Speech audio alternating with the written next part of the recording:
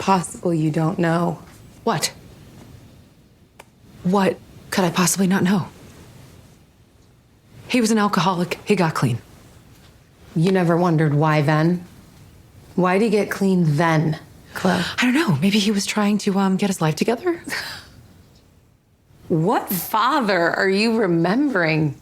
Mom made him. He got into bed with me, Chloe.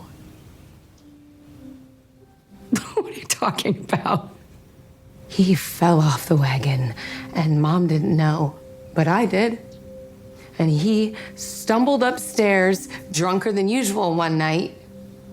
And I was sleeping. He came in, he thought I was Mom, and he tried to put his dick in me, Jesus Chloe. Christ, Nikki, don't talk about him like that. It took me screaming and punching him for him to realize who I was. And then he begged me not to tell Mom. But I walked right down that hall. And it's the wisest decision I ever made. And Mom gave him an ultimatum. And that's why she put locks on the doors, Chloe.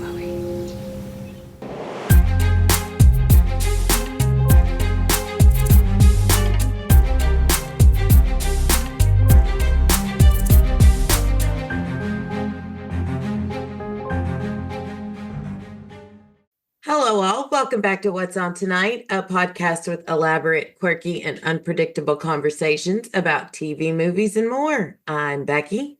And I'm Mandy. Today, we are covering Prime Video's new show, The Better Sister, Season 1, Episodes 4 and 5, titled Gazpacho and Just Ask. Please note this is a spoiler-filled podcast, so if you haven't watched the episodes and don't want to be spoiled, just come back and check us out after you've finished watching. And as we've mentioned, all the episodes are out there, but we are still sticking to 2 episodes a week. But the way it's going to break down, we've got 6 and 7 that we'll cover next week. And then we'll have 1 episode devoted to the finale. So episode 4 was written by Brittany Dushame and Lauren Strimmel and was directed by Azazel Jacobs. I hope I pronounced that correctly. And episode 5 was written by Regina Corrado and directed by Dawn Wilkinson. Mandy, what are the synopsis for these episodes? Okay, episode 4, Catherine throws a memorial for Adam that no one wants to attend. Probably because they're confused about why his wife's boss is throwing a memorial. Chloe and Nikki have very different memories of just about everything. That's an understatement. Mm-hmm.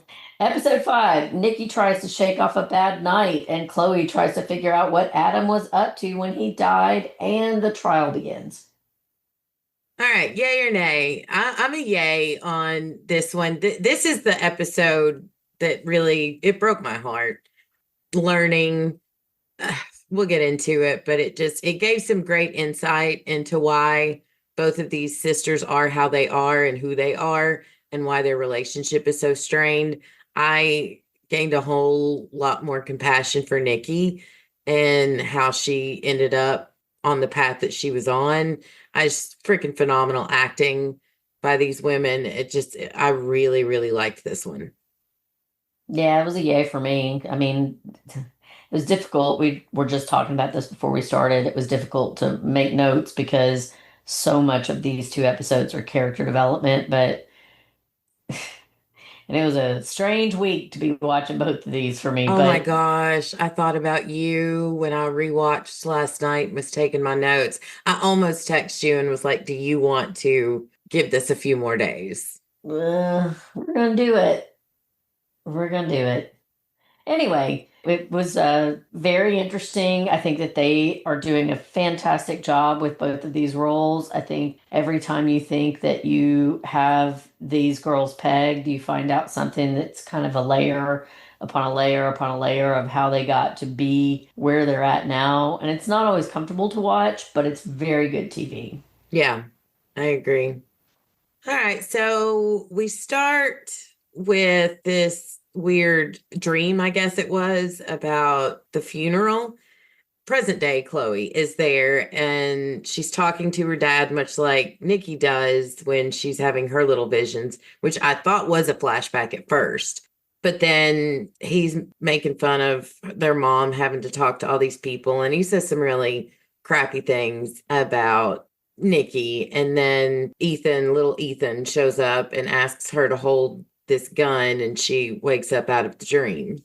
Yeah, all of that was crazy. I hate Chloe. I'm going to say that a lot over the next 2 episodes. You text me that a lot. Yeah, I did.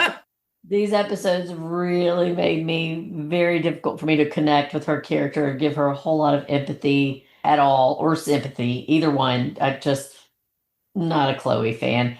I'm hoping that she's going to redeem herself, but I think that yeah, a lot of what we learned in these episodes was that Chloe saw an opportunity to take her sister's life because she thought she could do it better. And she did. Yeah, I don't know that I agree that it was that malicious. I don't think it was planned. I think she lied to herself. Like I think that's what you're seeing is that she's starting to realize that. Yeah. There's a lot that she says in this episode that in her head, she did the right thing. I don't know. We'll get into it. There's so much to unpack.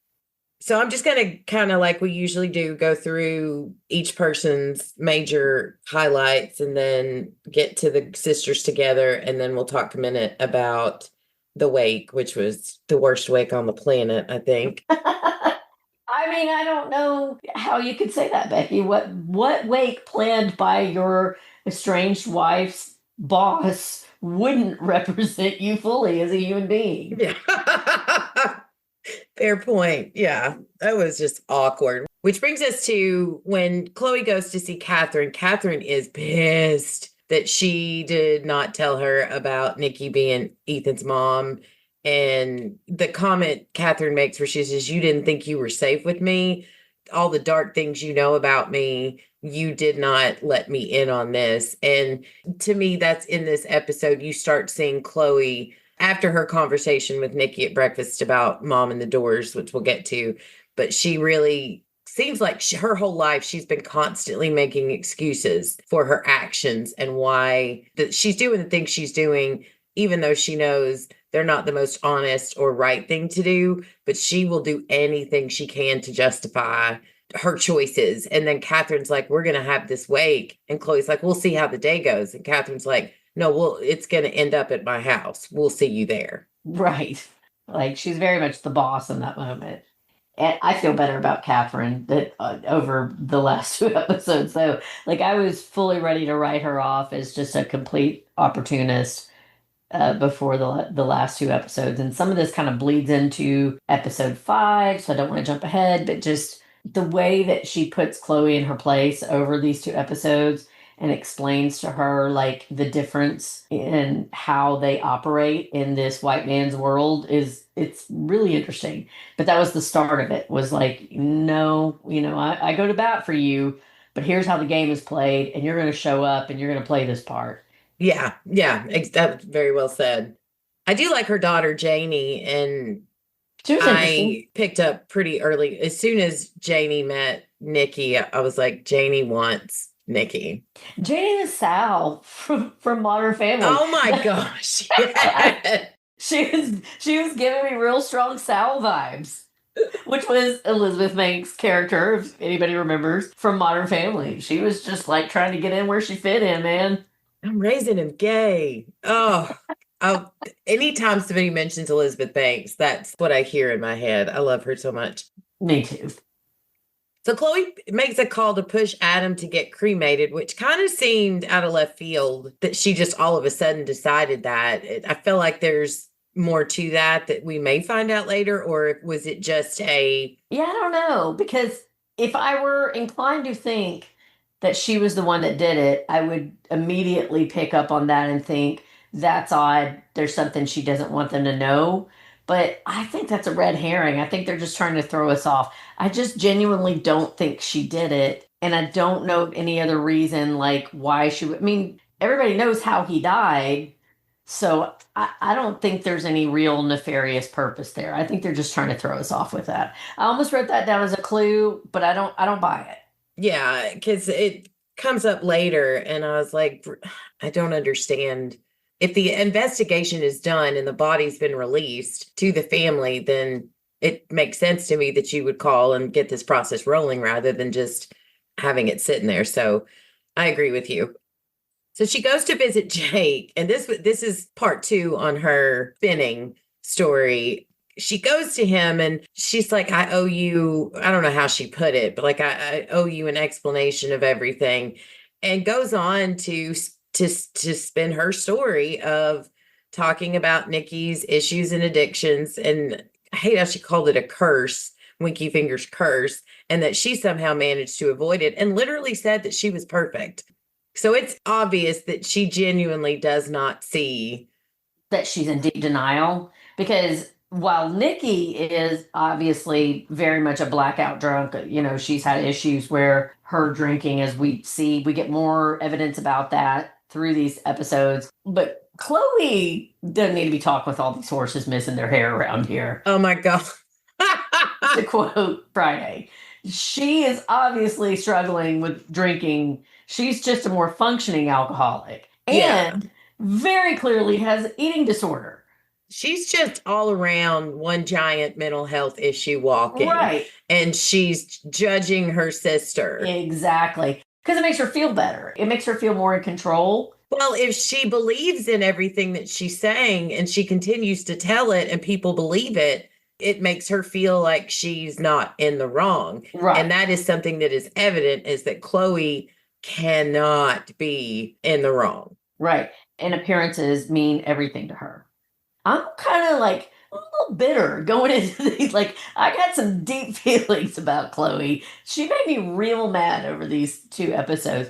She doesn't give a crap. No, I'm not going to say that. She loves Ethan. Like, I think it's clear that she loves Ethan, but I think that it is also very clear that she has talked herself into believing that she has created her entire life to serve and be there for Ethan and then for the people and all of that.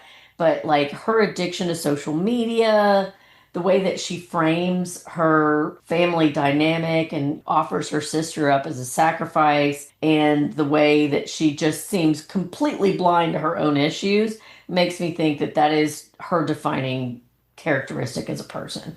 Yeah. She's going to do what she's going to do, and she's going to justify it in her head and make herself the good person, the better sister. There it is. Ding, ding, ding. That was brilliant. Thank you. As she's leaving Jake's, I think this was a big, important thing. She sees the messages to Bill about checking Adam's house for stuff, and that comes to a head a little bit later. And then she gets back to the New York house, and Artie is there. And I was watching him very closely to see if I picked up any shady vibes. And I still don't think he's shady. Oh, I 100, even more so now. Because he was going off on that paparazzi, and he turned the tip money down, which I guess, based on your theory, he could have called the paparazzi, but he didn't know she was coming home. Well, I guess he did because she met him out there. I don't know. And maybe he turns down the tip money because he's getting money from the paparazzi, but I want to believe he's good. I think there was even more evidence this time, the way that certain frames were shot and some of the heavy-handedness with the way that he was like defending the family, and just like little glimpses. He's not this benign character that he can get dirty and violent. I totally think he's been selling them out to the paparazzi. I see it even more in these 2 episodes. I do think that that's an interesting thing you said, though, is that maybe that's why he turned down that tip, because he was like feeling a little bit, I think he probably feels a little bit guilty. One of the things that is really evident is a theme of this show is that no one is perfect and no one is all evil either. Yeah, that's true. Everyone is a walking gray area. Yes. It's the best way I could describe it. Yeah, I think this show is one of the overarching themes is no one is a saint. We're all just muddling through life, and sometimes we're better and sometimes we're worse. Yeah. So I just want to know when she's packing up Adam's stuff and she sniffs his shirt and then she's sniffing Chloe's clothes later. What is it with these people sniffing clothes? Sniff count 2. There was sniff count 2 in this one. I've started a sniff count for every I episode. love that Yes. because it's weirded me out. Yeah, what in the world it's going like at the beginning it didn't bother me so much because I realized it was supposed to show these are very repressed people or there's a lot that's going on under the surface, and so it was a way to show like them thinking about the people that were gone, but at this point it's starting to creep me out. Yeah, it was one thing to sniff your dead husband's shirt, and I understand Like that but one you moment. keep sniffing your sister's clothes, and your sister Yeah. sniffing your It's weird. her ex dead, your husband. It's just weird. I did think a lot about you when I saw the scene of them on the patio and they're reminiscing about their first apartment. And he says, "You look thin." And he's like, "You love it when I say that." And she's like, "You're right, I do." Yeah. And then she just kind of brushes it off that she doesn't have much of an appetite, which adds to, since you brought up her having an eating disorder there, I'm noticing everything with her with food. And Yeah. I back you 100% on that. Yeah, like even when she was going to visit him, I don't remember if it was this episode or the next episode, but when she was going to visit Ethan, she's taking him snacks. Like that was their whole love language was food, and her giving him snacks behind his dad's back, things that she knew he would like. That's how she showed love. Yeah. I think that's just part of like her whole thing of like them trying to show that Nikki is the more obvious basket case, but Chloe's issues are more you have to pay attention to see how she is unhealthily coping with things. Yeah, Nikki's in your face with Yeah. her trauma, and it's all right there Yeah. for you to see. But Chloe is very guarded and has, like we talked about last week, that coat of armor on. Yeah. And you really have to look to see what's going on behind that. Yeah. I thought it was very telling when Adam says the bottomless pit requires constant offering and you give freely. Yeah. That is probably the best sentence I could have used to describe how she is. Yeah. But it's not selfless. It's not selfless at all. Have you noticed her obsession with social media? Oh, yeah. She acts like she hates it. It doesn't start to bother her, even with the threats on her life, etc. Nothing starts to get to her until she feels like they're threatening her family. Yeah. Or she's being made to look like the bad guy because she, quote unquote, took her sister's. Right. Until it's embarrassing. Yes. It presents her as like this strong, powerful woman that people see as a threat, and they want to, like when it's that, she's fine with it. It's only when it's something that makes her look weak or embarrassing that she has an issue with. Yeah. So they talk about how she made more money than him. And he's like, "Oh, you kept count or whatever." And she's like, "Yeah, I did." It's just really opened up my eyes a lot to their dynamic that, yeah, there's no doubt Adam was an asshole, but I don't think Adam was the only bad person in this marriage. I mean, No, obviously me she was either. having an affair, but I'm talking from how they treated each other scenario. I think she probably gave as good as she got based on these comments. Yeah, I think there's going to be something coming down the road about how Adam was as a spouse and a parent, an angle about abuse. I don't know exactly how it's going to play out, but I feel like that's coming. But I also think something that seems to be evident about Chloe's personality is it seems like she saw her sister's relationship with Adam and her sister having this child.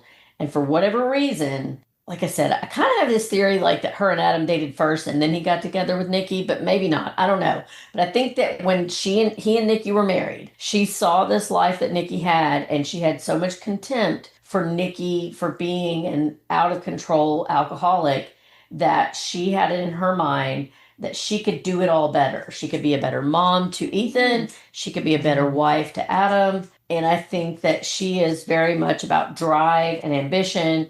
And, that scene where they were in the diner and Nikki was a waitress, and she already had issues. You could see she was day drinking on the job. You could see that Adam was a little bit embarrassed of her.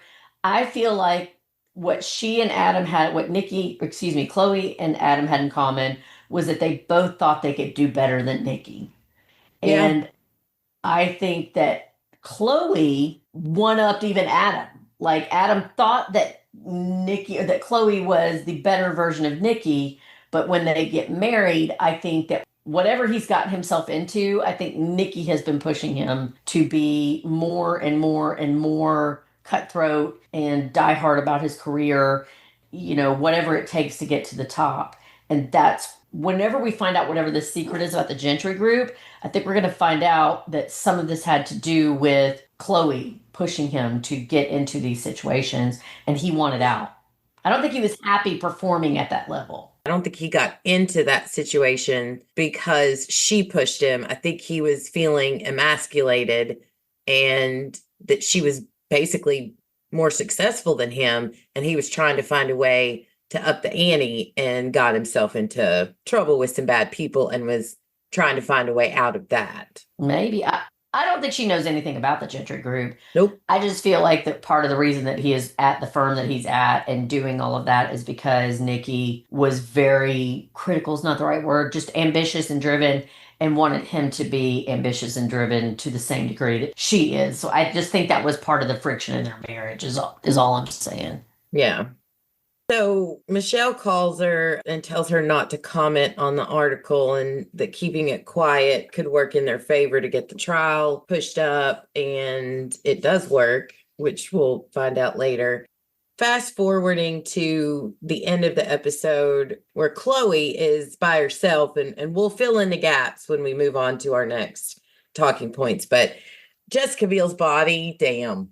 I know. I'm not loving how much they're taking their clothes off in this show, though. I gotta say. First, I was like, okay, gratuitous body scene here. But also, if I looked like that and was on a television show, you would probably have to write me up because I would just constantly be coming up with reasons to be half naked because, yeah, y'all go ahead and look at this. I mean, but again, like we've talked about before, I think I can't remember who, maybe Monique, who said if I looked like that, I'd just be grocery shopping naked.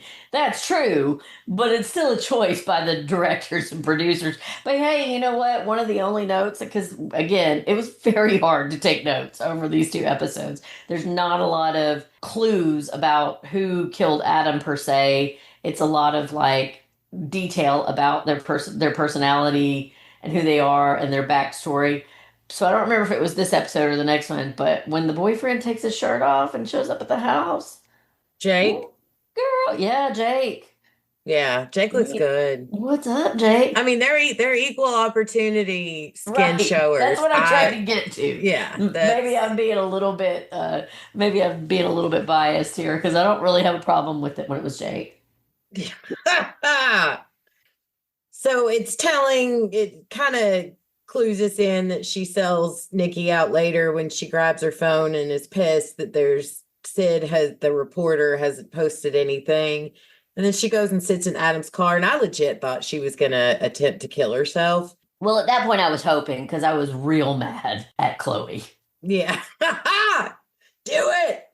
We buried her. I love that at least she was emotionally honest in that moment about I mean, she did not mince words when she said that to Jake about they chose to bury her sister. Her sister, whose life she took over. Yeah.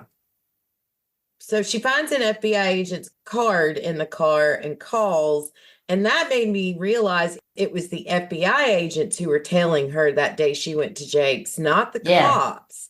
Yeah, when you said the cops, I just thought you meant the FBI. No, I thought it was Borat and Guidry. So no. I was a little surprised by that. I was like, okay, so we've got some FBI agents here. So that's all I have for Chloe individually, unless you want to add anything. I'm dying to dive into Nikki because oh my gosh, we learned so much in this episode. Just fuck Chloe. That's all I want to say.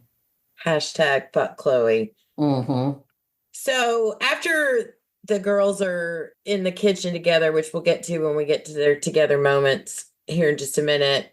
Nikki is in the car driving like a mad woman, which is hilarious. And I loved the choice of song that she was listening to, which is Crucified by Tori Amos. Well done.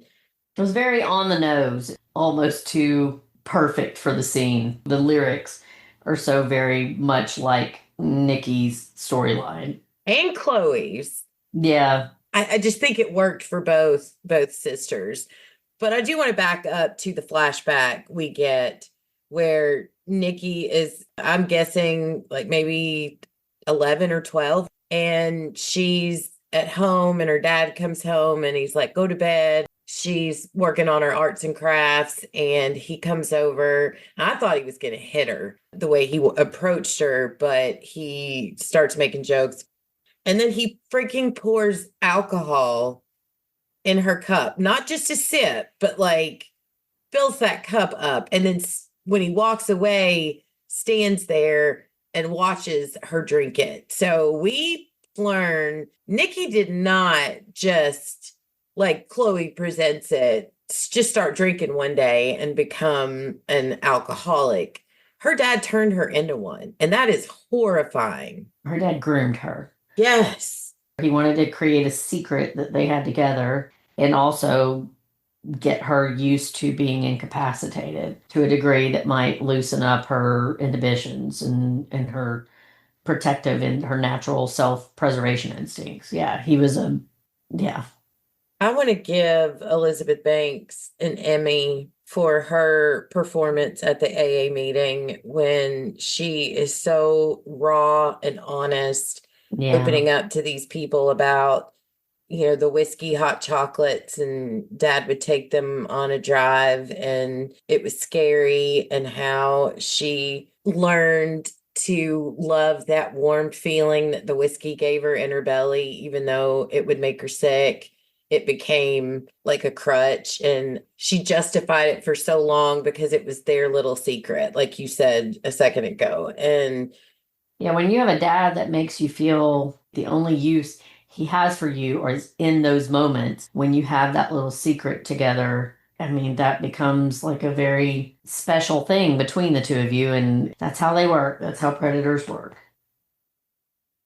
And then she goes on to talk about realizing that her actions are the side of Chloe that Chloe denies, and that, she echoes Chloe's moment. Chloe says they buried Nikki, so to Winky Fingers protect Adam. And she goes on to talk about that Chloe's buried all of the bad, which is her, and doubting, and that she doubts her choice to come there and to support her own son. And that broke my heart. Elizabeth Banks sold that. So the writing was powerful, but her delivery she did a great job. Felt like I was sitting in that meeting with her, and I just wanted to reach through the TV and just hug her. Yeah. I didn't realize you could go to AA and say, I might still be drunk. Like she was like, I'm 45 minutes sober. Like, no, you can. AA meetings. I mean, you might get chastised for showing up intoxicated, but that's, part of the journey for a lot of people is relapse. And I love that she had the wherewithal to get herself there. Yeah. But that brings me to my next point, which is Ken, Paul Sparks. And I think he's just so adorably handsome. He's well known for roles on Castle Rock and House of Cards. I like him. I like how he befriends her, but it starts out, I thought, okay, please don't make her fall in love with her AA sponsor and that whole thing. And they have a flirty vibe, but I think the way, just at least in these two episodes, the way she leaned on him and the way he was there for her is developing into what could be a really cool story. But I love what he said to her about holding on to secrets and that it's like slow poison, and he encourages her to open up to Chloe and tell her what really happened. And it made me so sad that her whole concern is again Chloe, And I don't think she's ready for that. Not this would benefit me, this would help me, but I don't think Chloe's ready to hear that. And that just, it opened my eyes to that they've painted Nikki in this selfish, arrogant way, but she really is just trying to be better. That's all she's trying to do is be better. Yeah. I still think she and Ethan together kind of are my prime suspect. If they didn't do it, I still feel like she thinks that they did do it. She goes to visit Ethan in prison, and more praise Nikki moment when she talked to him about therapy and was so like he seemed ashamed to say that they assigned him a therapist. Oh yeah, I think he very much grew up in a household where he was told to bury all of it and never talk about it, never deal with it, never process it, never be honest with the therapist.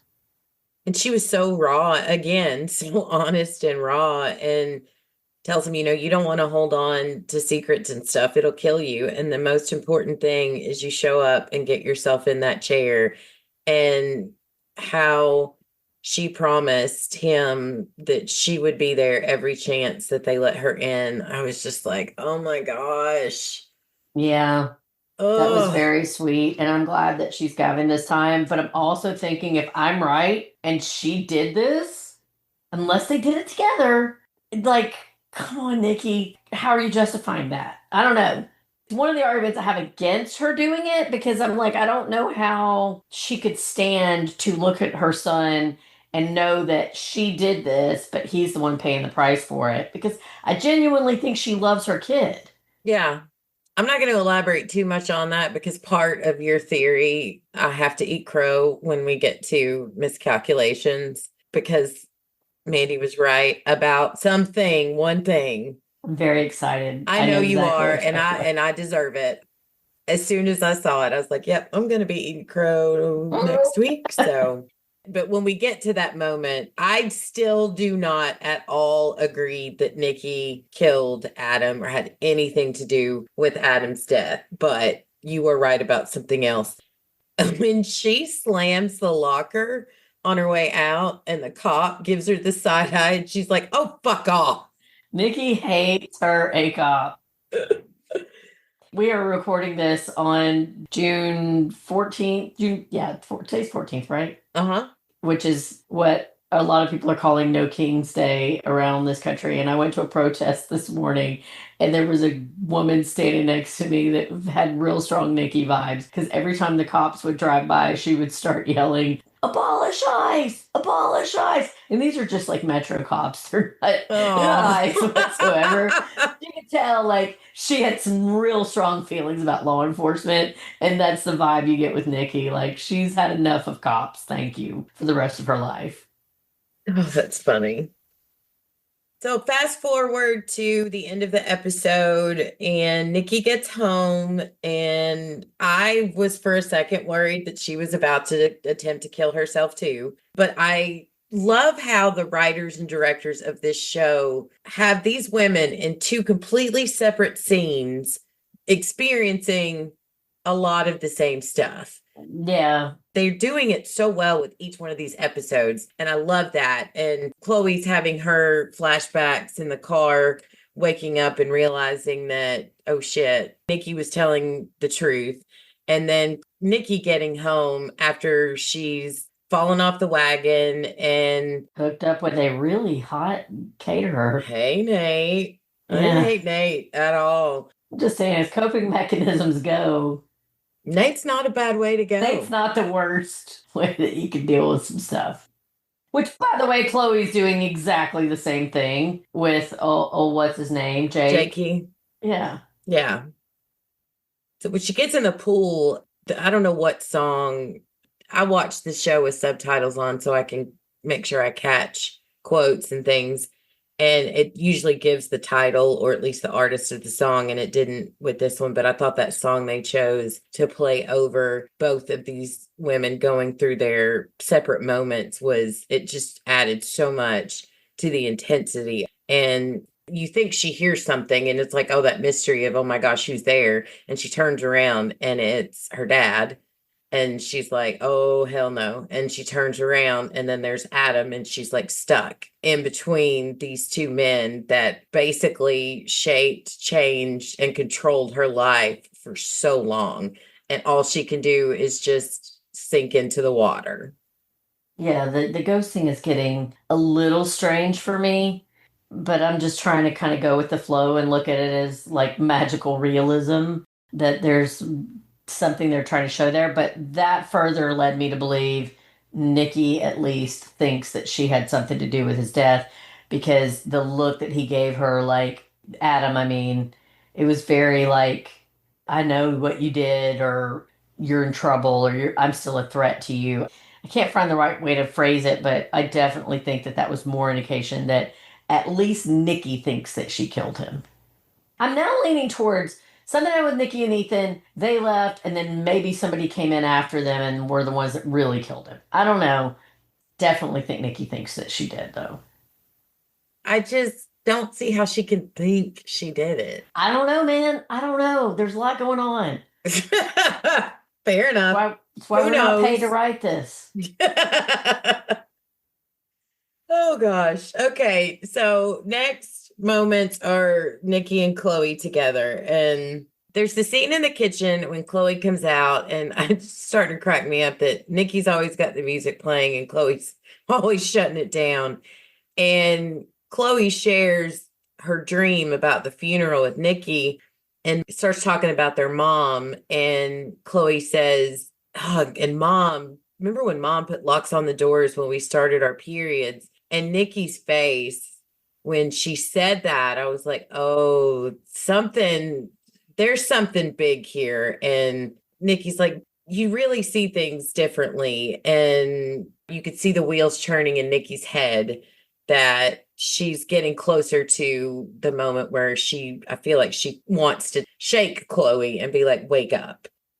Another moment where I felt really bad for Nikki is when she expresses to Chloe, am I missing something? Did you genuinely tell nobody about me? Yeah, it was very hard. That was a hard thing to watch, when she recognized that they literally had written her out of existence after taking over her life. I very much don't like Chloe. I'm not a fan of her right now either. I don't hate her, but because I don't think she comes I by. think she has her own pain and trauma, and that is why she is the way she is. I just identify more with Nikki, and I really Yes, fair. have a very hard time empathizing with Chloe and what she's done. That's fair. I think Chloe was about Chloe her entire life, and Nikki seems to have lived most of her life trying to be everything for everyone else. And it destroyed her. I mean, she didn't do it well. She ended up a rotten mess, and it cost her everything. But I think that she was also never supported by anyone. Yeah. Even her mom. I really thought we were headed for a sweet moment when, even though Nikki's like, I don't want to go to this wake, and Chloe forces her to go. And then I'm also very, ha ha, fuck you, Chloe, for forcing this woman to go. And then she wants to leave, and you want to leave. And she's like, no, I'm staying. I feel like that's how every executive for the restaurant company that we used to work for, that was the fine dining place, felt after they forced me to go to an opening. Oh, yeah. I didn't go full Nikki, but I feel like they got a clue really quick that I was not exactly made to move in their set. Let's just put it that way. Right.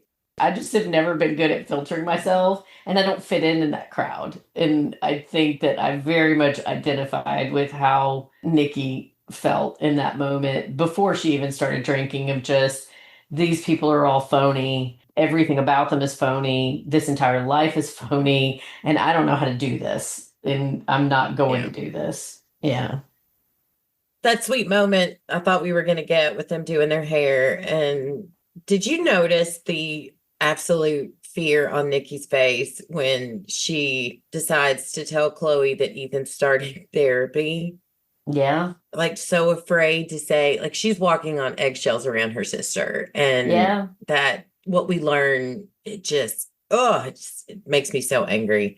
Yeah, like when you were talking last time about how you felt like that first episode where she, or was the first or second episode where she said something to the effect of, I'm not going to go to a hotel unless Ethan comes with me. I didn't feel like she was really lording it over her in that moment. I thought that was more of a like, I'm just putting a boundary down.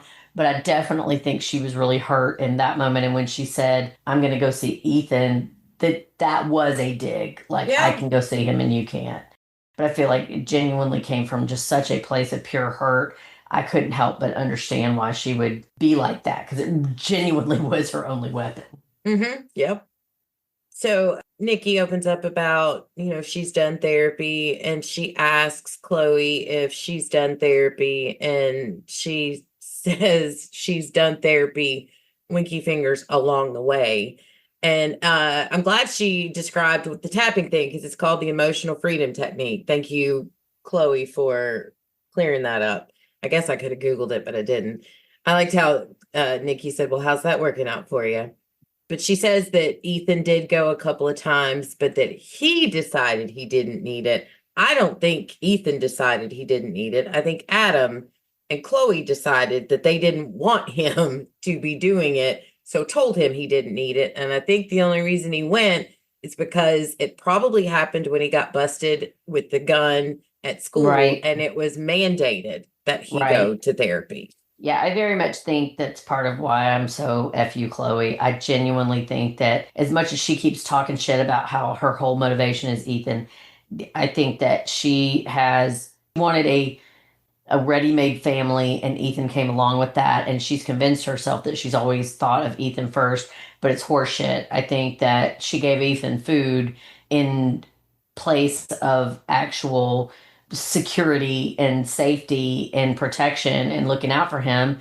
And I think that she didn't want him in therapy either because I think there's a lot of secrets in that family, and she didn't want Ethan telling anybody about them. I agree. But I think she feels guilty about it, unlike Adam. No, she definitely does when she goes to visit Ethan, and he makes the comment that he feels comfortable in his own skin now that he's on the medication, and she's like, I'm sorry. Yeah. She didn't do enough, and Yeah. she realizes that now. Well, I think she's starting to. I think she's still kind of protecting herself a bit, but I do think that she's seeing now. I don't think she ever was completely blind to it. And I think that's the difference between a redeemable character and an irredeemable character. I think Adam was the driving force behind the emotional abuse and the neglect. And I think she just went along with it because it was in her best interest to hide their secrets or what have you as well. But I think she did a better job of like lying to herself about what her motivations were about that. But I think deep down, she always knew that it was not fair to, because I do think she loves Ethan. And I think that deep down, she knows it was never fair to him. But it doesn't excuse that she went along with it. Right. I think you can love someone and also not do the right things for them. Right. And that is Chloe. Right. So it pissed me off too when Nikki is opening up to her sister about how hard it is and how long it's taken her to start being able to work through her shit. And then Chloe makes that comment, it's always recovery porn with you people, and snaps that their childhood wasn't that bad. And it just highlighted the difference in memories and realities that those two have is wild. It's funny, you can all live under the same roof, but you can see things quite differently. And I'm proud of Nikki for coming out and being honest about why dad got sober, because Chloe's thinking, well, he just got sober because he wanted to get better. And she tells him the truth. Right. It wasn't a choice he made, which I think partly influences the way that Chloe looks at things, that she thinks that, her father was strong enough to beat alcoholism and Nikki wasn't. And that's part of what lets her look down on Nikki. But the reality was, A, we don't even know that he really did get sober, just that he got better. But also, B, not wanting to confront the reasons behind why that really happened. But also, this is where I will say, I'm still pretty mad at their mother. Okay, you forced him to go into rehab, but he still tried to molest your daughter. He still tried to rape his own daughter. I just don't feel like a lock on the door and he got to go to rehab is a good No, enough reaction to that. no, it I agree. She should have yanked both of those girls out of the house immediately. But I think that goes a long way to With just the sickness of this to give family. us some insight. And I mean, we talked a lot about this with the pit and that lady who is giving her husband progesterone, Mm-hmm. so he wouldn't want to touch their child, and how poorly she handled that. This is just another one of those situations, and it sucks. Yeah. Yeah, it is. And it's hard for me to be dispassionate about it, but I do know that human beings can love someone very much and still make mental accommodations because they have to accept that people they also love have done these terrible things. It's just really hard for me to be dispassionate about that. And I just think that lady, I don't know, like I'm mostly sympathetic to the mom from what we've seen, but the fact that she didn't take them out of the house, I hope we explore that a little bit more in one of the next few episodes. Yeah, I feel like as much as they've given us with the relationship with Nikki and Chloe and their dad, we've gotten a few hints of mom, but I feel like it would be a nice payoff for them to give us more of that story, because it's Yeah. obvious that, Nikki had a very different relationship with their dad than Chloe did, and it's obvious Chloe had a very different relationship with the mom than Nikki did. So I would really like to see, just give us a few flashbacks of that, like they've done with the dad. Yeah, there definitely seems to be more to that because you don't really know how Nikki feels about their mom, know a lot about how she feels about her dad. Chloe seems to hold her mother in contempt and yet seems to have been completely unaware that her father was a predator. So I want to know more about why she has such contempt for her mother. Like, what was it about her mother that made her feel so dismissive? Yeah. Well, Chloe doesn't take this news very well about dad crawling in bed with her, thinking it was their mother. And it makes excuses for his behavior, that it was an accident. He didn't mean to. And I'm like, that doesn't matter. This happened to your sister. Yeah, and I know that's how Chloe told the story, but I honestly am wondering when we're going to hear the rest of that because why was he giving her alcohol? He was clearly grooming her. I don't buy, and I honestly don't think that Chloe buys that it was an accident and that he thought that she was their mother. I know that's what she said, but I don't think she believes that, and I don't think that's the whole story.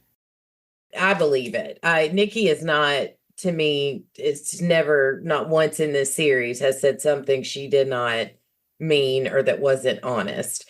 So I believe that that's what happened. He got blackout drunk and he came home one night and crawled into her bed, and because she said, I had to punch him until he woke up and realized what was going on, and then he panicked. Yeah. And so I mean, maybe I'm wrong, but I believe Nikki that that's how it happened. But I just thought it was really sad that your sister just opened up to you and told you a very traumatic thing that happened to her, and instead of even giving her a freaking hug, you chastise her for bringing this up now with everything that's going on, and then make excuses for his behavior. And I'd never been so happy for Borat to ring the doorbell than I was then, because I was getting really pissed with that. Yeah, me too. So I love that Guidry is a softball coach and that Borat shaved off his mustache, but I'm going to be honest, I don't think it helped. He definitely looked less Borat-y. I still, that's all I can see now. That's what's in my head. It made me laugh that Guidry was talking about coaching the girls. I'm getting them when they're young before they become wretched bitches. There wasn't a lot of humor in this episode, but that was a very good, made me chuckle line. So the whole reason he goes to see the girls is because he wants to take back the ring. So it makes that ring, and they even flash back to it at the end of the episode. He said he hung on to the ring as long as he could. why? There has to be something about that, right? Yeah, I don't know. I'm not getting that. Well, he was very concerned that she wanted the body cremated, or not very concerned, but he seemed suspicious. Right. I would have been too. But they're done with it. And he Yeah, mentioned but that he went to see dead Adam to follow up on a hunch. And then he talks about there's an angle from the police that we aren't seeing, something that we have not been let in on, because there is a secret there. There has to be, for them to have made such a big deal about this cremation, that ring. And I need to know about this hunch he has, why he went back to see dead Adam. yeah, I don't know that there's not something there. I feel like the cremation thing is a red herring, though. I do think that it would be perfectly logical for investigators to be concerned about why you were pushing for cremation so quickly, but I don't think it's going to pan out to anything. The ring thing, though, I can't really grasp where they're going with that. That's what I'm saying. It's got to be something. Yeah, I don't know. I don't have a feeling on what they're trying to do with that yet. If it genuinely is just like I'm holding on to it because it's an excuse to keep having conversations, or if there's something about that ring that's going to be significant, I don't know yet. That's possible that it's just an excuse. I didn't think about that. All right, so we go to the wake, and oh my God, Nikki bringing the gazpacho and telling Catherine, thank you for this to do. I loved it. Because it's so weird, but I also want to know what Gazpacho had because the name of the episode was Gazpacho. Well, all she wanted was to have gazpacho that night with Chloe and hang out. That was why gazpacho was so important. And you don't, I Yeah, loved her telling Catherine she didn't have to heat it up. but I thought she made Gazpacho specifically for this thing. No. She was making gazpacho when Chloe came back from visiting Catherine Oh, and told okay. her we have to go to this thing. And she was Right, like, you're "Oh, okay, right. well, I'll bring I'll bring the I'll bring the Gazpacho. gazpacho." And Chloe's like, "Please don't." And she does. And Catherine's like, thanks. Like maybe if I'd eaten gazpacho, my like I don't know. That whole thing just was weird to me. It's like cold soup. I've had it once and I don't care to have it again, but I don't know. Maybe gazpacho is a family thing that they used to do together. I don't Well, know. or maybe like it's a very complex recipe. I genuinely don't know, but maybe it's like something that really is a labor intensive process that was a real work of love, and that was what the whole sacrifice was about. Because without really knowing about gazpacho, it just kind of felt like I'll make a salad and bring it, and then nobody liked her salad. So I just wasn't clear on why that was the name of the episode. I feel like there's something there I'm missing. If there's any gazpacho lovers out there, please. Yeah, write in. Tell us what you think. Yeah. All right, so both sisters have freakouts in the bathroom.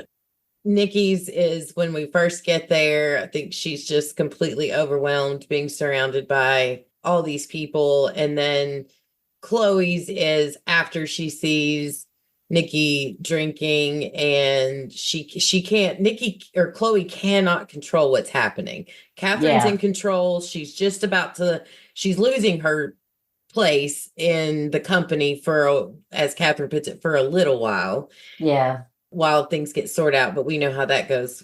And can't control Nikki, and she's scared of where Nikki's headed, which I think is why she goes to Nikki and says it's time to go, and that they have a trial date. And Nikki says, "Oh, why does it start tonight?"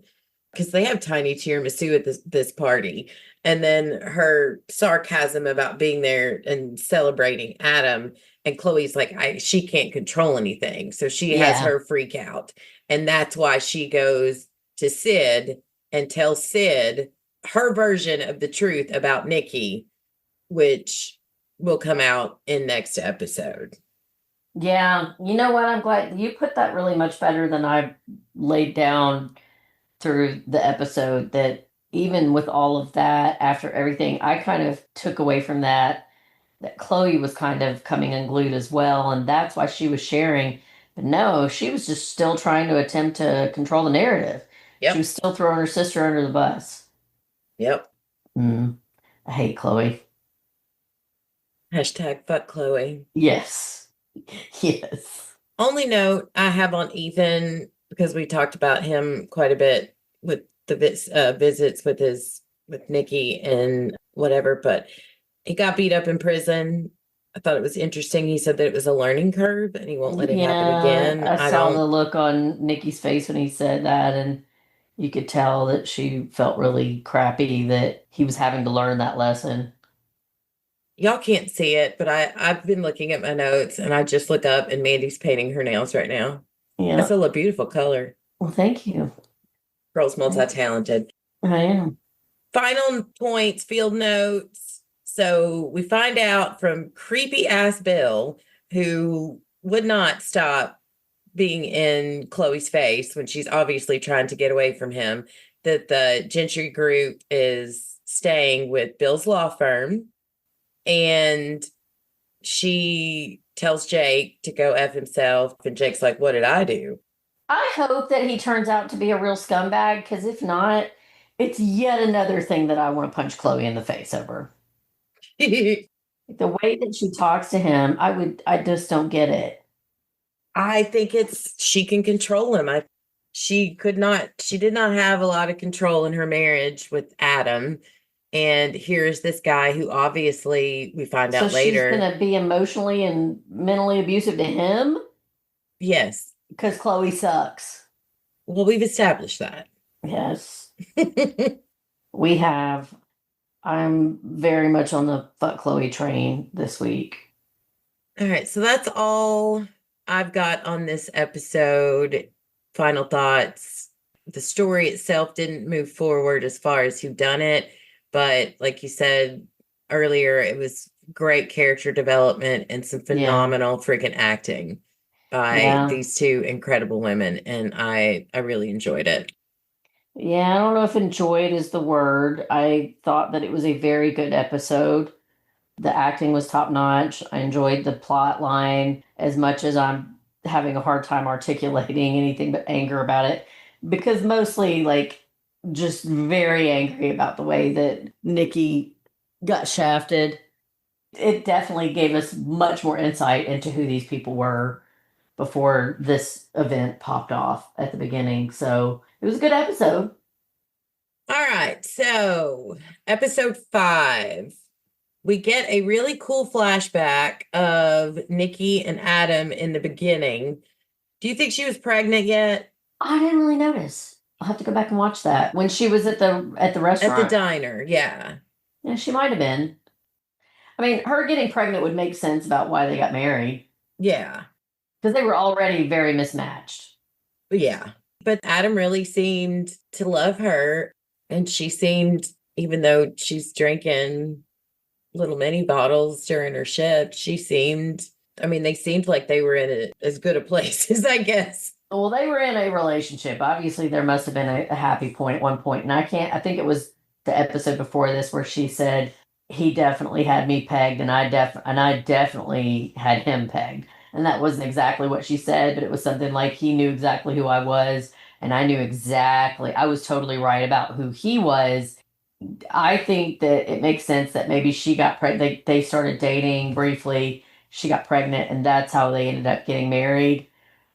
But I also think before he died, we're going to end up finding out that, like, later on when she says some stuff about their relationship and where they were at, and she kind of alludes to, we don't really know where we were at. I think what we're going to find out is, yes, he was attracted to her. You could tell that, like, they had obviously some sort of not miserable marriage.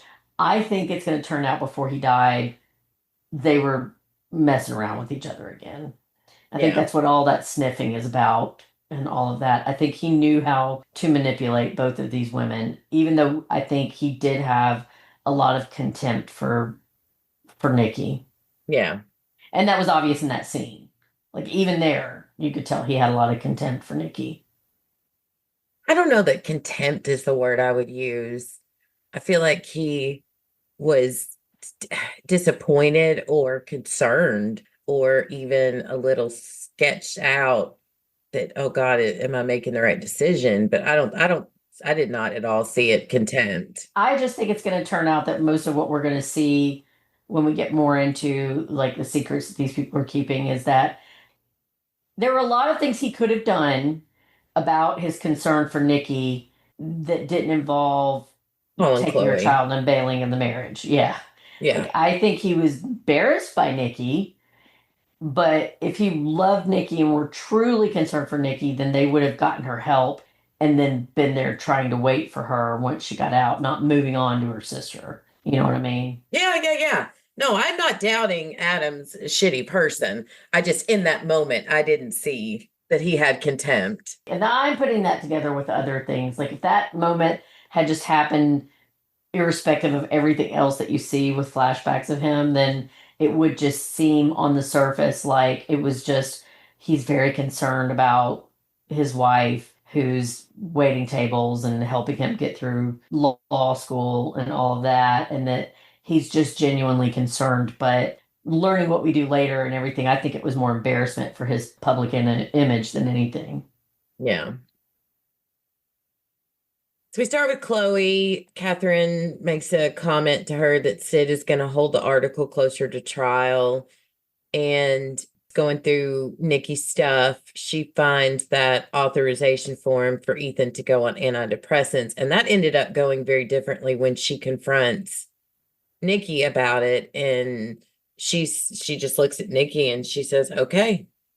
Yeah. If I was you're going to surprised by make that. these decisions, I'd just like to have a not ask me first, but she said, I'd like to have a discussion first. That was very Chloe like. I was very happy that she didn't make Nikki feel bad about it. And then instead of saying, that's not your choice to make, she was just like, I'd just like to have a talk about it first. I liked that moment. Yeah. Thought it was funny when she goes to the store and she sees Kevin, and this makes me rethink my theory that Kevin killed Adam. This conversation made me, and his testimony made me think differently. She basically tells him, Ethan covered for you a lot, and I'm not asking you to lie to the police. I'm just asking when the time comes, if you're asked, to remember the good things about Ethan, which I liked her going and championing him. And she didn't threaten him. She wasn't a bitch about it. She was just like, if you are called to the stand, just please remember all the good things about him. And it ended up paying off in the trial when he does get up to testify. He does talk about good things about Ethan. Yeah. So she checks the online haters again and actually engages this time. Then shirtless Jake pops in. She's like, Jesus, put some clothes on. And I was like, no, he doesn't need to you put some clothes on, Chloe. Quit worrying about what he does, Chloe. Tired of you telling Jake that he can't be hot and shirtless. He did look weird. Was that slacks he was wearing? It was a wetsuit. Why was he wearing the wetsuit? Because it was folded down. Because he's a swimmer. Remember, he's in the ocean a lot. And when it's okay, it's not uncommon for surfers, swimmers, and whatnot to be wearing wetsuits, especially when the water temperature is cooler. Ugh, that reminds me when she went into the car scene in the last episode where you were talking about you thought Chloe might be going to kill herself. I saw that surfboard there and I was like, ugh, of course Adam's a surfer. Well, it could have been Ethan. I don't think it was Ethan. I think it was Adam, and he was just a typical upper white, middle class white boy who was like, I surf. Sometimes I surf. It's no big deal. I just like to catch some waves. So he asks why she's not answering the calls. And I missed the thing where she saw on the phone that he told someone about their affair. Yeah, he told Bill. But it wasn't Bill. He told some guy named Chuck. Oh, well, I missed that. Yeah. Exactly. That's what I'm asking. I thought that she was saying that you told Bill, like she assumed that he had told Bill that because of what she read on the phone where he said he was at the house. And oh, no, that was all about he was talking to Bill and she was like, I can't believe you told Bill about us. And he said, no, I told Chuck. Chuck is Bill's boyfriend or husband. Oh, that's who Chuck is. Okay. Yeah. And then he admits he's in love with her, and she's Yeah. like, no, get out of here. And Nikki comes in. That it basically ends that conversation. So we don't really know where things stand with Jake at this point. Well, I can't really hate Chloe that much more, so I really hope it turns out that Jake is a bigger shithead than I think he is. So at least I don't have to hate her for being emotionally abusive to her affair partner. We'll see. We'll see. So she goes to see Ethan and sees the bruises on his face, apologizes for not getting him help sooner. And I really liked that he was honest with her about the medication and how they're making him feel better. And what else was he honest about, Becky? That he misses her. And what else was he honest about in that conversation about what he'd been doing? Oh, working out. Talking to Nikki on the burner phone. Oh, I was getting to that when we get to Chloe and Nikki together. Okay, all right. I just want to make sure. It's coming. Okay. Your moment to rag me like I did you last week. Okay. I will be nicer. You lie, but you don't have to be because I deserve it. Well, because I'm a bigger person. I was editing last week's episode after I'd watched these 2 episodes, and I was like, oh, I'm in for it. I really laid this on just a little bit too thick. Yeah, so I got it coming. I'm like the chicks in Chicago who killed their husbands. They had it coming. If you'd like to break out in song. All right. So he is happy seeing Nikki and says that it's been nice getting to know her. And he admits that they have been in contact with each other and that she gave him a phone at their dad's funeral. Yep. Go ahead. I was wrong, ladies and gentlemen. I don't need to beat you over the head with this, Becky. It just happens to all of us sometimes. It does. And I am willing to concede that perhaps occasionally I have been wrong in the past. Last episode about maybe 1 or 2 things. Not this big, but whatever. Oh, the humility. Oh, you're so humble, Mandy. Thank you. I'm practically the best at being humble of anybody I know. Yeah, you really are. You heard it here first, ladies and gentlemen. Yeah. But he does admit Kevin also had the number, which made me rethink, okay, maybe Kevin is in on this. I don't know. I need to know. I'm not going to discount that Kevin has something to do with it. I'm not willing yet to discount that. I still think that Nikki is involved, though. I can't wait to get to the end of this because I am just adamant that Nikki didn't have anything to do with it. But you just don't know. You don't know. Oh, the show is so good. Because I don't have any real feeling for it yet, and I keep waiting for this Gentry group stuff to become a bigger deal. And just like last episode, I want to reiterate the wild card here could be that there is more to this Gentry group shit than I'm seeing or sensing at this point. And it could just be nobody that we've met so far.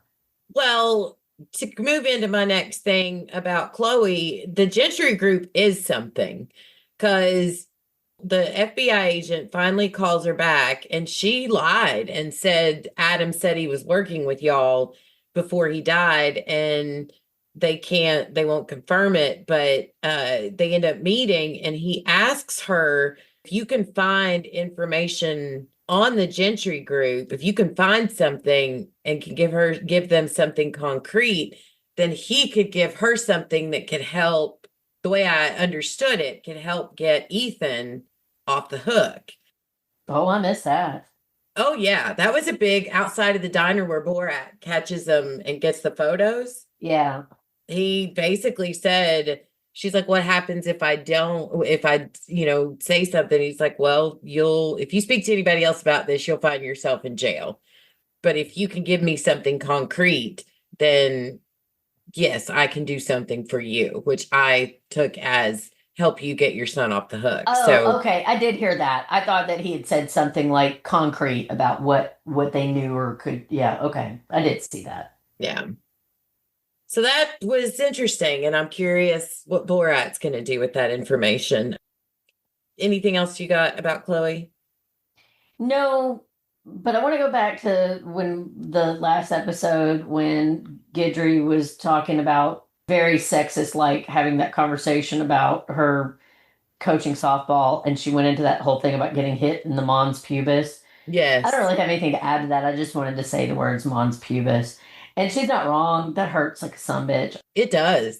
I've never been hit there by a ball, but like riding on a boy's bike when we were little, and you slip on the pedals and rack hurts. yourself. Oh my God. Like, I don't know what it feels like when a man does that, but all I can tell you is when a woman does it, it is excruciatingly painful. It is very painful, and they don't make cups for us. She is not wrong about that, and I've never thought about that before, but I'm going to add it to my list of bullshit things that happen to women in this world. Fair. Yeah. All right, so on to Nikki. She wakes up very hungover. Oh my God. Her little flashbacks to her time with Nate. I was like, get it, girl. Nate was get it, Nate. Nate was it. getting it. He gave it and he got it, and He I was am getting happy in for where both he of them. fit in. Yes. Yes.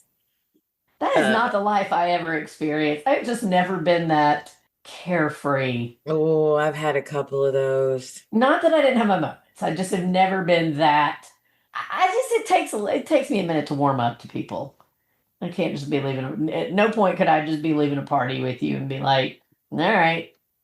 I'm not saying I've done it, but I'm not saying that I haven't. You're not saying you've not done it, but I'm just saying memories. I'm not judging, and as you well know, I am also not a saint. That's not my vibe. I'm like Princess from The Pit when she's talking to Robbie's kid and reminiscing about that concert that she went to. That's me right now. Yeah. Okay. All right. So enough about that. She goes to the bar, and you mentioned talking about last episode how the ghost thing is starting to get to be a little bit much. This was a little bit much. Yes. Because I don't understand. So she sits down and there's this guy next to her, right? And is he God? Is he real? Is he even there? Right. And obviously he's not completely real because her dad won't talk to her or won't appear to her when she's loaded. I almost got But he's the one who made her an alcoholic. Right. None of that computed to me. The only thing I liked about that scene was when she says, "Can I touch him?" And she grabs his hand, and the look of just utter peace and relief and also sadness that Elizabeth Banks emoted in that scene, the acting, chef's kiss. Yeah. But other than that, I don't fully. The acting was great. I don't really get the scene. Like, I don't either. Is that guy the only way I could make it make sense was that guy was God, the old man, and that she was talking to God and he was allowing her to access her father through him. But I also think he's a construct. I thought he was like her grandfather. And Yeah, he was the conduit clear. between her and her dad. That's all I could think of. I don't know. I'm willing to give it some time and see if this comes back and gets explained later. But if it doesn't, that's just kind of a clunky part in the storytelling, in my opinion. Yeah, it was weird. definitely weird, and I don't think it was completely necessary, but maybe it'll amount to something. Yeah. I like that she's listening to Ken's audiobook, even though she clowned him about it. And it's obvious it's having some kind of effect on her. And then I thought it was interesting. He's talking about red, and then she spots that blood on the rug. And so she goes to the store and runs into Gidry. Do you think that was accident or planned on Gidry's part? I think that was accident. Okay. Yeah, I just thought that was just showing that that was just a run-in they had together. I did love the perimenopause conversation, and I loved that. she's like, I'm doing just fine, but they sell lube at the counter. That was funny. But before that, I was cracking up because she was like, honey, 3 fans are just excessive. That is my husband. Because I am hot on the inside. Ladies, we don't talk enough about menopause. Amen. Let me give you a real short PSA here. My whole life, what I was taught is you are going through menopause and then you finish menopause and then that's the rest of your life. That is not the case. Perimenopause is the state that you are in as a woman in the years leading up to the point where you are in menopause. When you are in menopause, you are in menopause forever. Menopause is the rest of your life. There are a lot of really cool things about it. You don't have a period anymore. Lots of awesome things that way. For me personally, the biggest problem has been freaking hot flashes. Constant, all the time. There's no real good medication for it. Like, I laughed, Becky, when she said that she's been begging her to take mint primrose. It helped me. It didn't help me. I appreciate, though, that you were because that's the thing. We're all individuals. We're all women. This is one of the many ways that we get shafted. Doctors have spent millions and millions and millions and millions of dollars trying to make sure that men can procreate or at least enjoy sex for the rest of their life. You would be stunned to know what we don't know about women's health past the point of sexual reproduction age, where you could viably have a baby. They don't know a lot about menopause. And most of us, we're individuals. It's just like with your period. We're all going to be in different places with it. My mother-in-law never had a hot flash in her life. I have them all the time. And it's like you're on fire on the inside. The way that I describe it is it's like you're blushing 12, 13, 14, 15 times a day. It is absolutely brutal. Yeah. Both our husbands have issues with us, but I have a fan. I have a small fan that blows directly onto my head, and I have a bigger fan that blows directly at my feet, and I will keep the thermostat as low as possible. Especially at night, it's the worst. It's brutal, and you will wake up. You will be just drenched. Your sheets are drenched. You're drenched. It's just horribly uncomfortable. Literally, I laughed out loud when she said, I just think 3 fans are excessive, darling. Yeah. Eric Walker could have written that. I don't have 3 fans, but I have a huge box fan that I put right on my nightstand. And I mean like a 3-foot by 2-foot box fan that I put on my nightstand and turn on. So it's like an Arctic gale to Eric. Oh, God, it feels so good, too. It was wonderful. I would have turned it on right now, but it's too loud. Anyway, we need to do an episode on just menopause. Just menopause. Coming soon. So, Gidry makes some comments, some very leading comments to Nikki about how Chloe stole her life and that Borat found some stuff online that was making Nikki look good. Like, she's stirring the pot. Right. And it makes Nikki think, and she goes to look and see what's being said. And that's what brings her to Catherine, which I was very surprised by. But I love that Catherine tells her to stay away from Janie.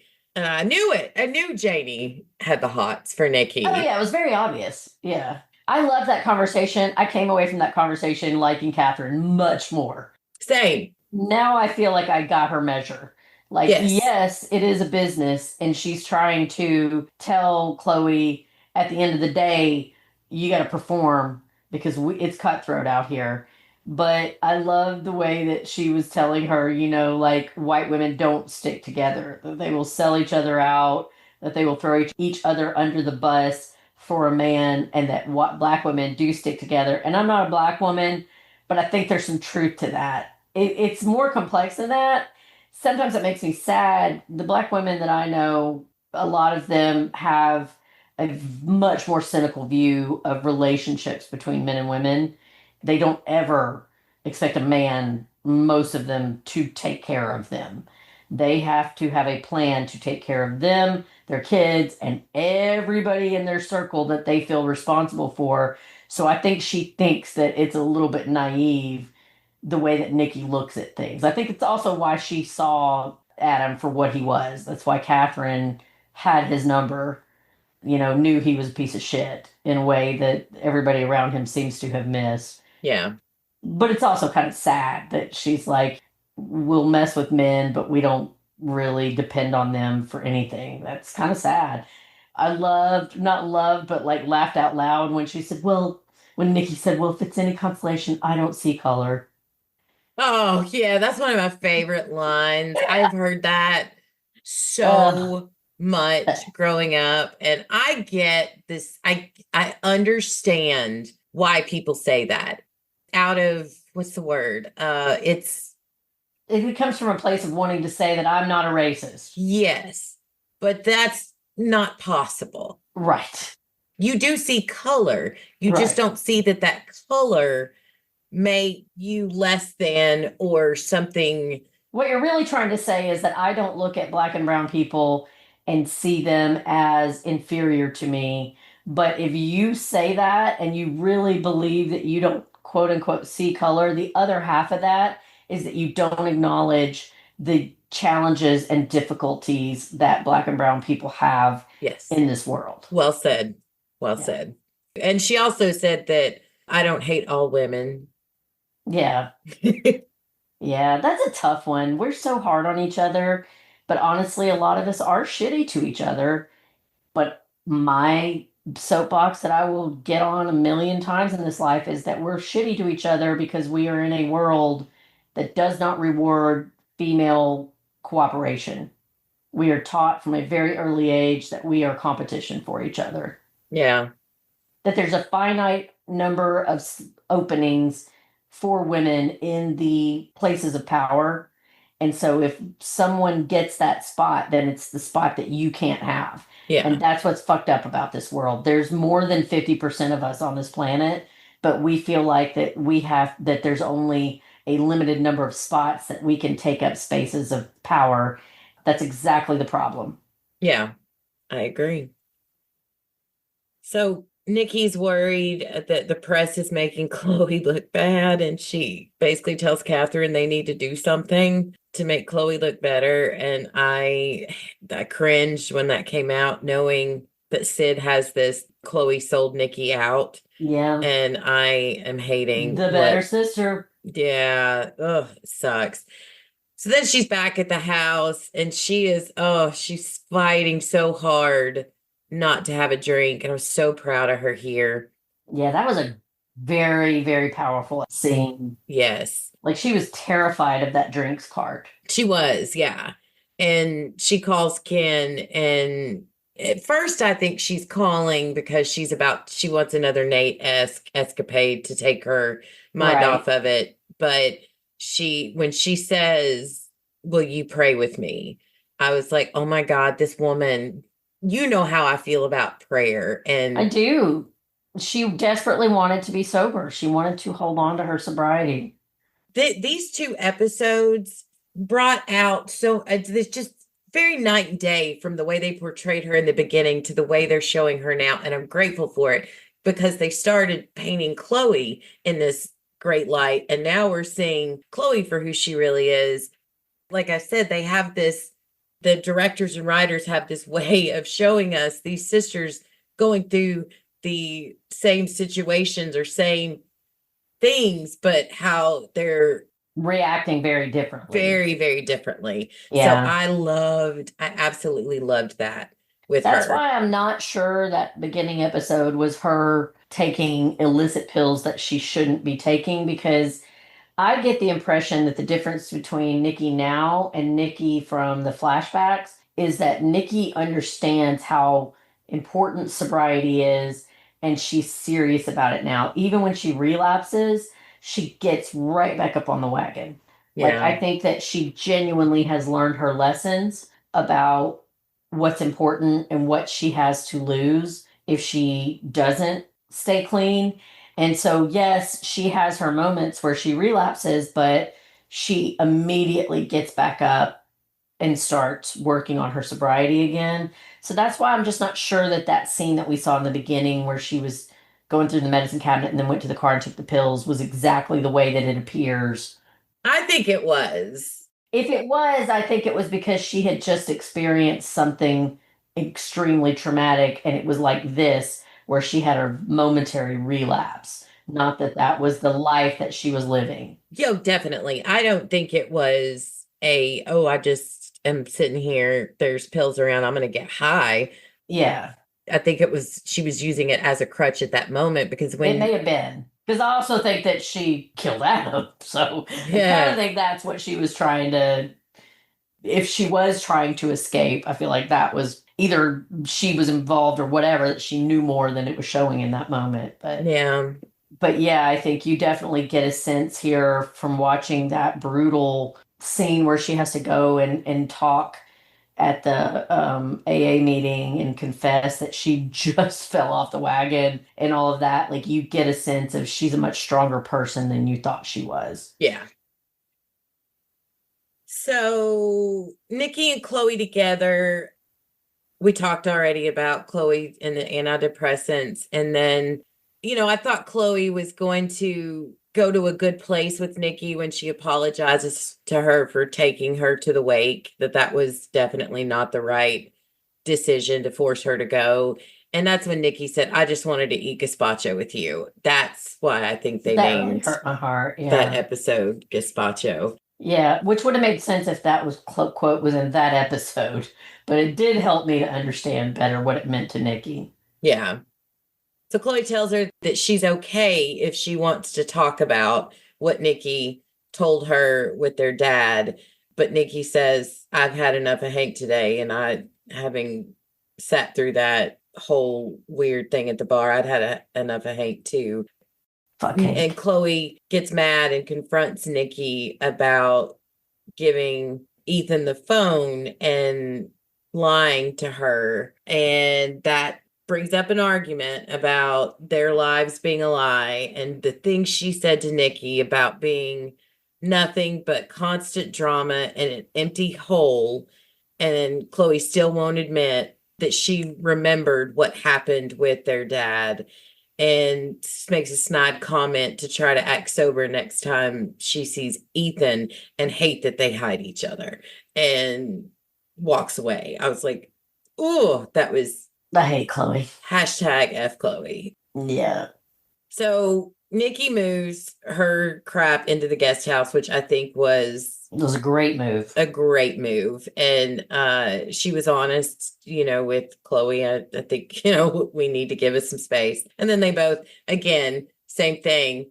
They're both doing their hair, one while Chloe's doing it, or Nikki's doing her own hair while she's listening to Ken's audiobook, and Nikki's or Chloe's at the salon getting her hair done. So again, they're doing the same thing. Yeah. I just love those Like, that's their moments. self-care, is doing things with their hairstyle. And But they're experiencing these same things, but they're so angry at each other, and they've got this giant thick wall between it. If they would just break down that wall, they could do these things. They could enjoy their lives together. Right. It's maddening and frustrating, but it's also very realistic to real life. It is. How many relatives do you have that cannot get along? I don't know about you, but I can name a handful in my family, including me, with some of mine that you cannot get along, but it's because you come from trauma and there is so much that you have in common and you both react to your trauma so similarly that it makes it impossible for you to really bond with each other. And it's sad, but that's very realistic. It is, yeah. Yeah. So they are getting ready for the trial, and she admits that Chloe kind of is being very cryptic about that she knows Adam was trying to do something good about someone bad, and the FBI wants her to gain access. And Nikki drags it out of her, but she says, don't give them shit until they publicly state this could be what led to Adam getting killed, in an effort to Yeah, I think help. Nikki's really excited about that idea, whether there's any reality to it or not, because it might get Ethan out of jail. Yeah.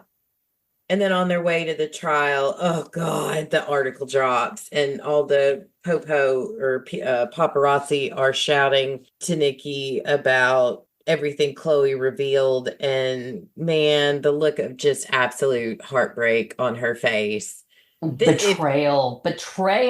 If they are going to submit themselves for Emmys, I don't know if it's too late for this year, maybe next year, and they need an episode for Elizabeth Banks. This episode, I hope they submit that for her for Best Actress, because holy cow. Yeah, that was hard to watch. It was. Anyway. All right. So the trial, Artie testifies that Ethan was a good, helpful kid and what a good person Chloe was. Kevin talks about how cool Ethan is, that he's like a brother, and he mentions the night suit under his bed. And I wonder if that's going to come back, because he talked so much about that. I feel like there's something to that. And the fact that Ethan put it on after his dad was dead. I have a theory. Yeah? Well, I don't think it's so much about the suit. I think that Ethan sees himself as a protector of his mother. I feel like what's going to come out is that Adam was more abusive. I think I've told you this before. I think Adam was abusive to both these women. And I think what's going to come out is that he saw himself as a protector of his mother. And that's like the night thing. He took that very seriously. I believe that. I can buy into that. Guidry says Ethan wasn't surprised when they came to tell him that Adam was dead. The headmaster told Ethan that Adam wanted to send him to military school, which was new information. Yeah. And Ethan said he would find a way to stop him. But here is the bomb that gets dropped on us. Ethan testifies, and Chloe implied that he wasn't to talk to Nikki, telling him she's no good, stay away from her. And the prosecutor paints that Adam and Chloe Winky Fingers broke him. And boy, I don't like that guy. I don't like that guy at all. No, that prosecutor, the actor's doing a great job, because he's really coming across as a smarmy asshole. He's making me hate him. Hashtag fuck the prosecutor. Well, Chloe will if she gets in a even vaguely stressful situation. So, Chloe or Nikki?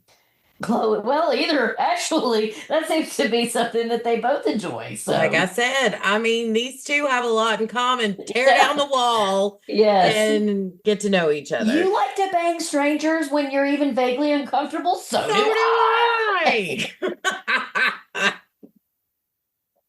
Oh my God! All right, Ethan admits that he was the one sending the hate messages to and about Chloe and Adam as Kurt Lomain. Mm-hmm. And it comes out that he says she'd be better off if he were gone, and that sometimes Adam wanted her gone. Okay, here's something. Michelle is sitting there with her, I guess, co-worker, co-counsel, going through the trial, and she's ignoring calls from Chloe's cyber guy. And then it comes out that Guidry's cyber people figured out Ethan was the one sending the hate mail and stuff. So I wonder if the cyber guy calling to give her a heads up that this information about Ethan was out there, and she just completely ignored the call and was surprised, blindsided when the prosecution brought it up because she didn't answer her phone. I don't know. Yeah, I missed that. I totally missed it. She missed a call from him. Yeah, she said it was her cyber guy, and she just kind of brushed it off. So I was like, was she like in the middle of I don't know how I missed that. I've watched this episode 3 times. Yeah, she was talking. She was going over the board with Oh, gotcha. Her Okay. And so she co-counsel probably just thought it guy. wasn't a big deal. Yeah. Gotcha. So I bet I have a feeling that's She's going to gonna come up regret next that. episode because she dropped the Yeah. ball there for sure. Yeah. So that's where we're at. One note about the Borat seems hell-bent on trying to get the logs from Ethan's burner phone, which makes me go back to thinking, okay, evidence is probably going to come out that Kevin had something to do with this. Maybe. I just think that the thing I notice about that is just the difference between him and Guidry, who Guidry is, you would think, like, she obviously seems like a good detective, but she seems like the one that is more blinded by her prejudices. And he seems like he's still trying to figure out who did it, whereas she's just already decided. She's made up her mind.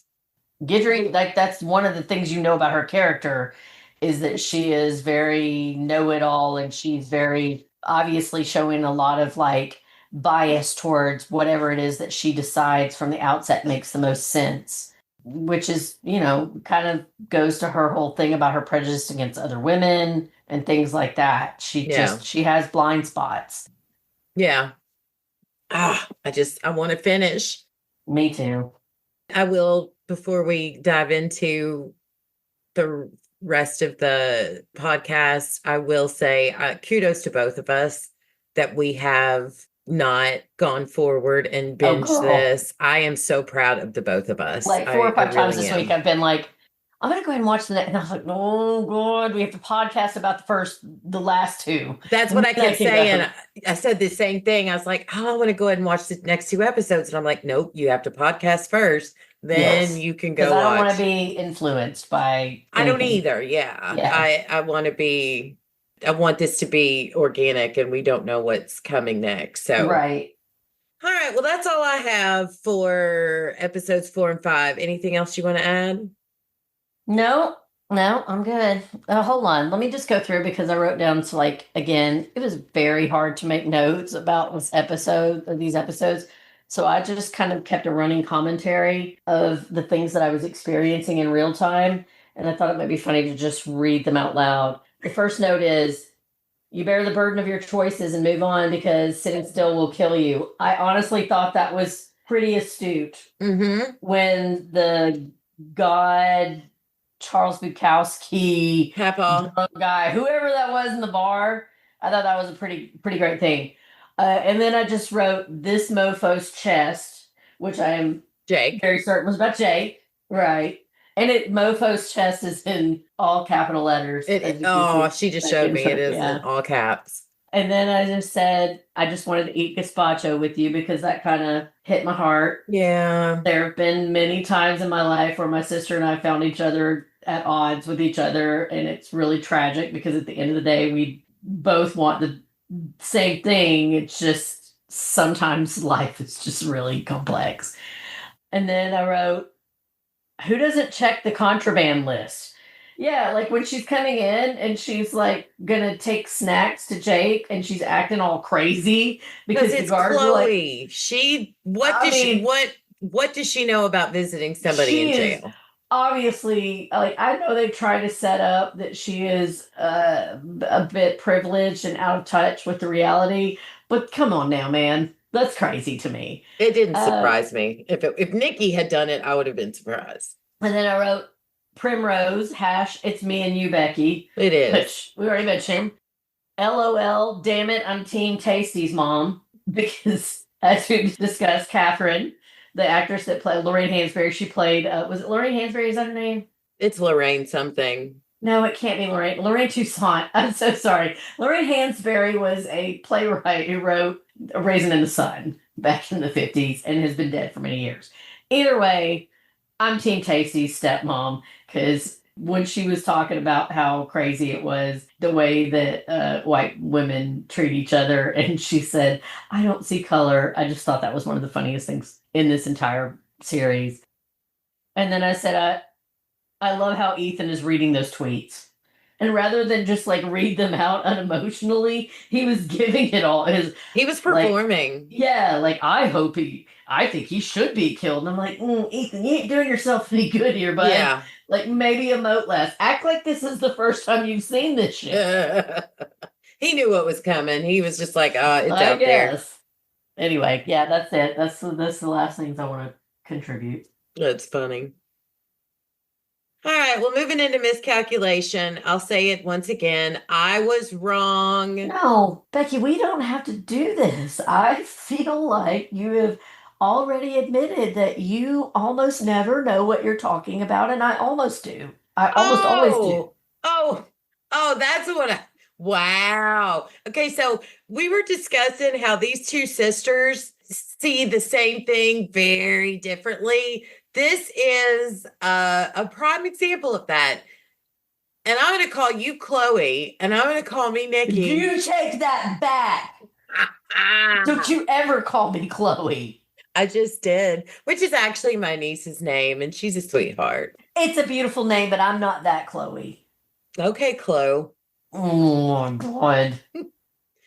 All right, so before Mandy jumps through this screen and kills me, I did not look at any show notes and news again to avoid spoilers. We did get some feedback, and I apologize. I missed most of this feedback before we started recording last week's episode, so I've added it to this week. Mandy, you want to start us off? Via YouTube on episode 1, we've got at Linda1541. Linda, we love you, miss you. Woo. I thought it was strange, too, that the cop said that Ethan had to live with Nikki. Thank you, Linda. How do they know that she didn't lose custody of him due to drugs? The courts may have awarded full custody to the father. Yeah, I just thought that was a crazy thing for them to already know. And to be so insistent on enforcing that just did not seem like what two homicide cops would be involved in. But yeah, it was weird. But I'm writing it off to we had to have a reason to get Nikki here. And for whatever reason, the show thought they needed to move the plot forward. Yeah, I just think it was. And it was kind of clunky. Yeah, I like the series very much, but I feel like that was kind of a clunky choice. Yeah. Anyway, go ahead. So via Facebook on episodes 2 and 3, Linda says, I just finished episodes 2 and 3. I almost wasn't going to continue watching it. I wasn't sure if I liked it, but I gave it a chance and now I love it. Yay! I can't wait to hear your podcast. I know I'll pick up what I missed from you ladies. I'm old and sometimes I miss a few details. Aw, Linda. Linda. So love you. We all need each other, Linda. We're not exactly spring chickens. Via Instagram on episodes 4 and 5, Linda writes, a lot happened in these episodes. I still think Ethan is innocent. Same-ish. I don't know. I read a review online that said Jake recommended a bad lawyer to sabotage the case. Ooh. I don't know. Ooh. I don't know if that's what happened, but I don't trust Jake. I can't wait for your podcast. I'm the same Linda from Facebook and YouTube. Yeah, well, I think we knew that, Linda. That's because I asked her that. Oh, gotcha. Okay. I always assumed. Yeah, I love her. There's just not enough Lindas in the world these days. I just assumed that it was the same one. I want to say before I comment on your last little thing there, because I think it plays into something we discussed at the end of the episode coverage. Linda, thank you for sticking with us. She's our ride or die. And I appreciate you having enough faith in our taste in television to take this leap with us and to watch this. That means a lot. It does. It really, when I saw the feedback, I was like, oh my gosh, Linda's with us. So thank you for that.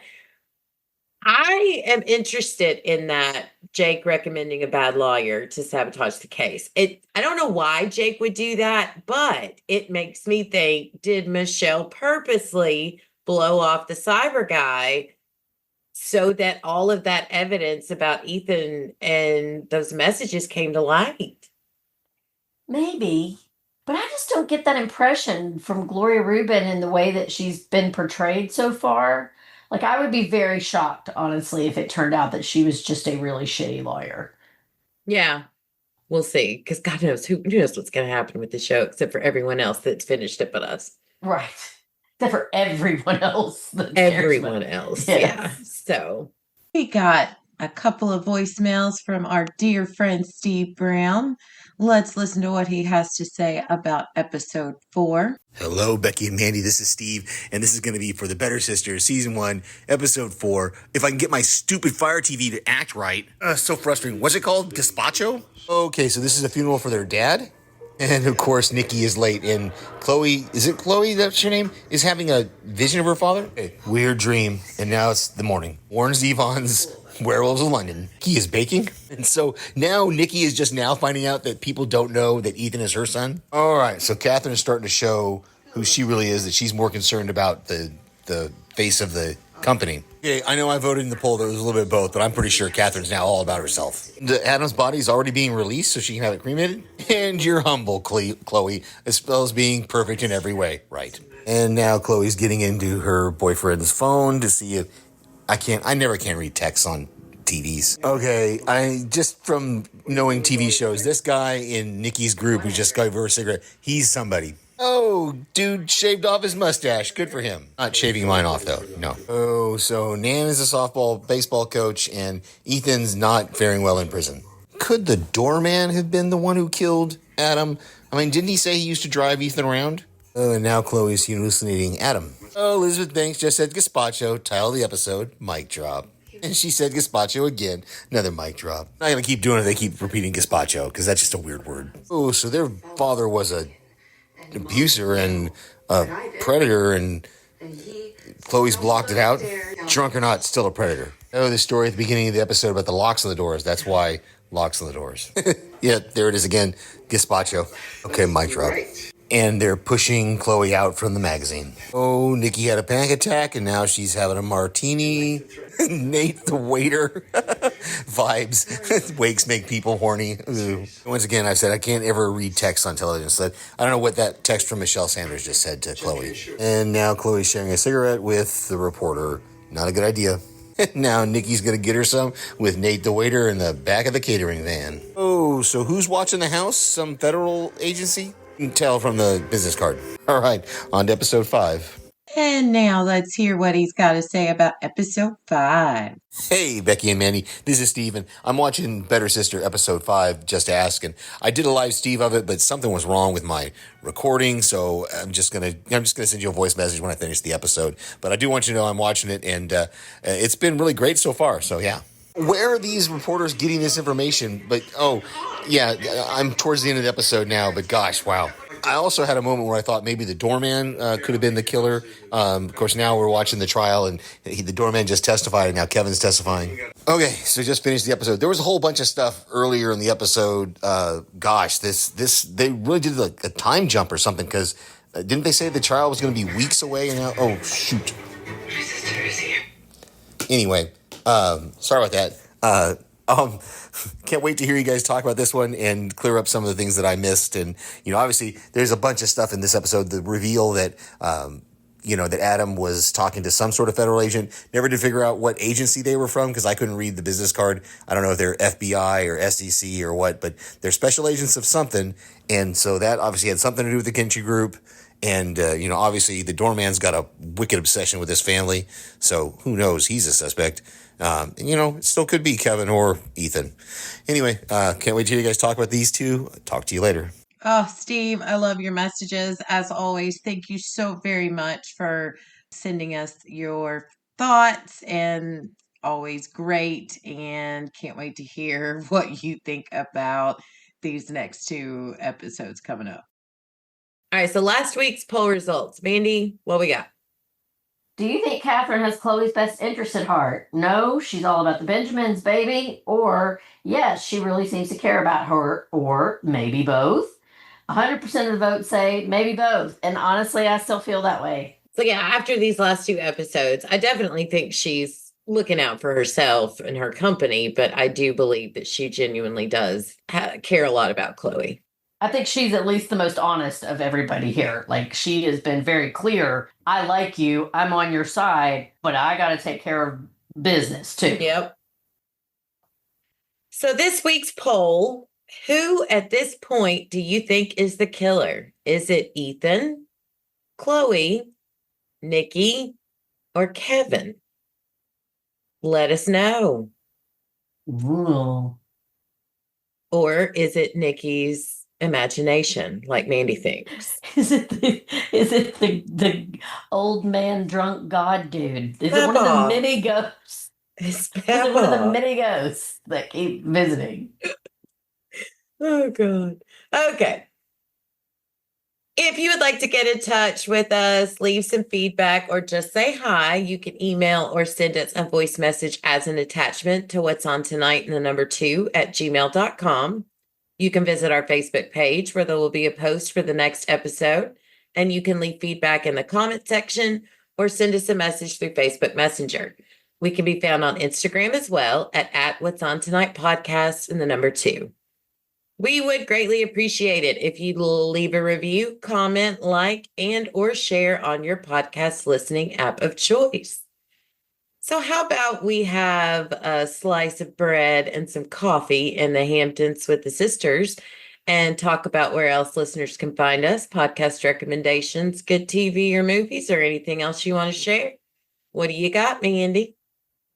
I don't really have much this week. It's been a busy week for me. We had a loss in my family, and I took up a lot of my time. And I don't have a new Dinner for Her podcast this week, although I would strongly like to promote anybody that's listening to this. Please go check out Dinner for Her podcast on Facebook and find me on all of the places that you enjoy listening to podcasts. I want to say that last episode about Ida Wells Barnett really changed my life, truly. I finally got to listen. It was so good.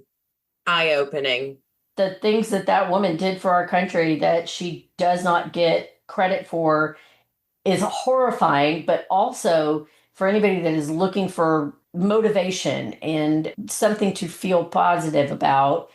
Her story is a story about a person who was just a person who was born into very challenging circumstances and could have, for many reasons, just been a footnote in history. But she got up and fought through phenomenal odds to do something about the evil that she saw in this world. And I think we need more of that. We're living in a time, much like Ida's, where a lot of our rights are either actively being rolled back or our government is trying desperately to roll those rights back. And that was very similar to the reality that Ida lived in. But instead of giving in to despair and, just tucking her tail between her legs, did the research to prove this is what's going on, and really walked the walk in the history of this world. And so I just find her very inspiring. But yeah, that's all I got for this week as far as podcasts go. All right. Well, Alex and Ben are back with the cast of us, The Walking Dead, Dead City. They just covered the last episode that was out, and they are, like I said before, they are the male versions of me and Mandy. So if you like that show or just really want some funny banter, give them a listen. And also, please check out our continuing coverage of Poker Face with Murder Magnets. Want to give a big thank you to Mark and Pirate Core Entertainment for giving us this platform. Please visit the Pirate Core website. You can find it on our Facebook page. And there you can find our podcast as well as other podcasts like Panels to Pixels, Adrenaline Cinema, and Dinner for Her with our very own Mandy. And you can find other projects that Mark is working on. Well, that wraps up our coverage of episodes 4 and 5 of The Better Sister. We will be back next to cover episodes 6 and 7, titled Steadying Hand and Back from Red. Thanks, everyone, for listening. Whatever you do, do it with passion. Learn new things, set new standards. If you fall down, get up. Just get going nonstop. This is how dreams come true. I'm Nikki. And I am not Chloe, but I am Mandy. We'll catch you next week when we grab the remote and see what's on tonight. Bye.